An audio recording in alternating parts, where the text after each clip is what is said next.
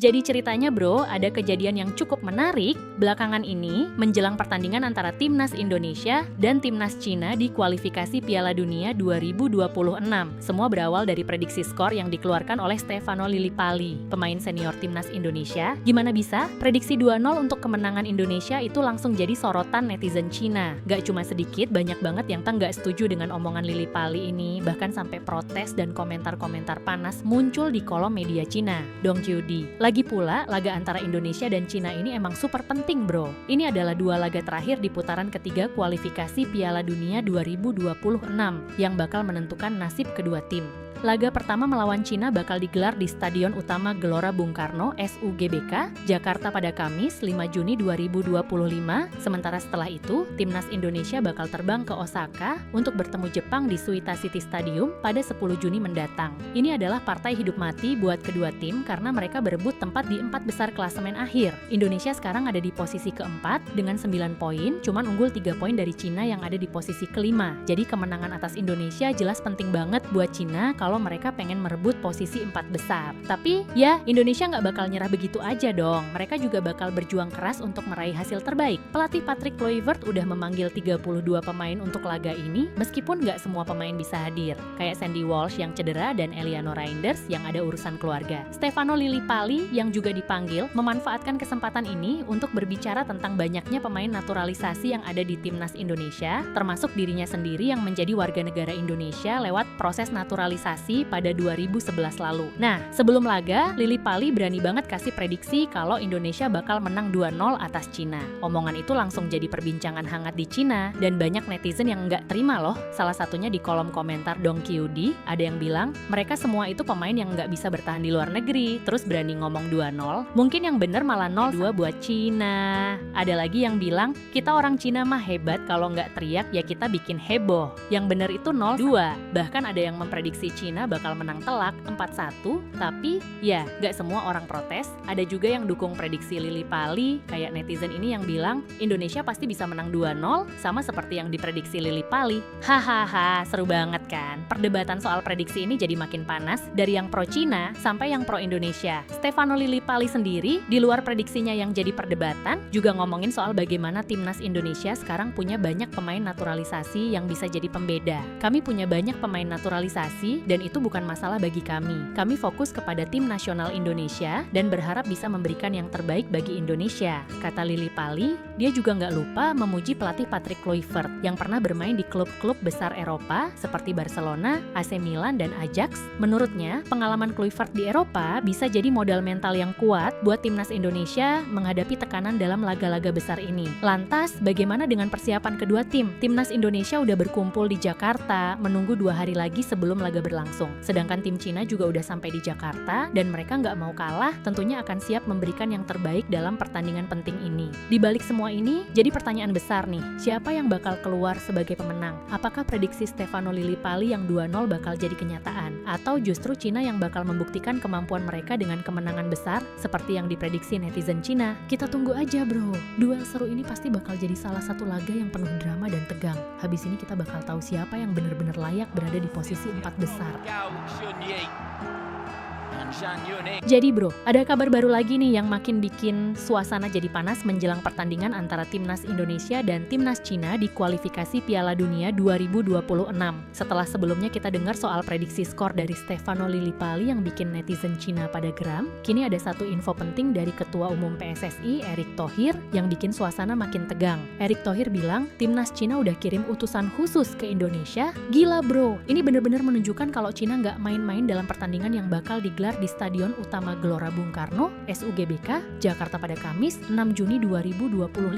Pertandingan ini bakal jadi laga penentu langkah kedua tim di grup C yang persaingannya makin sengit. Bagi Indonesia, kemenangan di kandang sendiri jadi hal yang vital banget buat menjaga peluang lolos ke babak berikutnya. Kalau sampai gagal, makin berat deh buat bisa lanjut ke babak playoff.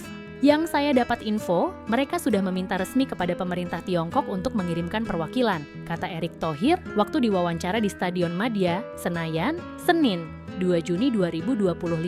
Jadi, timnas Cina udah serius banget nih, ngirim utusan untuk lihat langsung persiapan dan situasi di Indonesia. Kalau mereka sampai kirim utusan, itu udah jelas banget menunjukkan kalau mereka nggak mau kehilangan kesempatan buat bawa pulang poin penuh dari Jakarta. Erick juga bilang kalau PSSI nggak tinggal diam. Mereka udah mempersiapkan timnas Indonesia dengan matang melalui pemusatan latihan yang udah dimulai lebih awal di Bali. Hal ini sebagai bentuk evaluasi setelah kekalahan Indonesia dari Australia dan Bahrain di laga sebelumnya. Buat kita juga sangat serius, itu sebabnya kita kumpulkan tim lebih awal, ujar Erick. Emang, rivalitas antara Indonesia dan Cina di grup C ini jadi salah satu highlight di babak kualifikasi Piala Dunia kali ini. Waktu pertama kali ketemu di markas Cina, Indonesia harus menerima kekalahan pahit, tapi sekarang di depan puluhan ribu supporter yang bakal memenuhi GBK, timnas Indonesia siap banget untuk balas dendam dan meraih 3 poin penting. Erick Thohir juga menegaskan kalau pertandingan ini lebih dari sekadar olahraga. Ini soal martabat bangsa. Kita harus menunjukkan performa terbaik, karena jika gagal menang, peluang menuju babak playoff akan semakin berat. Tegasnya, artinya ini bukan hanya soal bola, tapi juga soal harga diri negara. Tapi, di sisi lain, Cina juga nggak mau kalah, bro. Setelah kalah dari Jepang di laga sebelumnya, mereka pasti lagi semangat banget buat bangkit. Tim pelatih mereka kabarnya udah mulai merotasi strategi dan fokus banget untuk memantapkan fisik para pemain. Mereka juga bakal menghadapi atmosfer panas di GBK yang terkenal angker buat tim tamu. Jadi, bisa dipastikan duel ini bakal seru banget, penuh ketegangan dan penuh emosi. Dua tim ini emang lagi saling memperebutkan banyak hal. Indonesia ingin menunjukkan kalau mereka udah bukan tim yang gampang dikalahkan seperti beberapa tahun lalu. Sementara China, yang di atas kertas punya peringkat FIFA lebih tinggi, tentu nggak mau dipermalukan di hadapan ribuan penonton yang bakal memadati stadion. Laga ini nggak cuma tentang poin, bro, tapi juga tentang gengsi, sejarah, dan ambisi kedua tim. Dan yang pasti, ini bakal jadi pertandingan yang menentukan nasib kedua tim dalam kualifikasi Piala Dunia 2026. Kita tunggu aja gimana hasil akhirnya nanti, siapa yang bakal keluar sebagai pemenang dan melangkah lebih dekat ke impian mereka. Kalau sebelumnya kita udah ngobrolin tentang gimana panasnya suasana menjelang laga antara timnas Indonesia dan timnas Cina, sekarang ada kabar buruk yang bikin situasi makin sulit buat timnas Indonesia. Kita udah dengar soal persiapan keras yang dilakukan, tapi ternyata pelatih Patrick Kluivert harus menghadapi kenyataan pahit. 5 pemain kunci dipastikan absen dalam laga penting ini. Pertandingan melawan Cina di Stadion Utama Gelora Bung Karno, SUGBK pada Kamis 5 Juni 2025, bukan cuma soal rivalitas dan gengsi, tapi juga soal nasib di kualifikasi Piala Dunia 2026.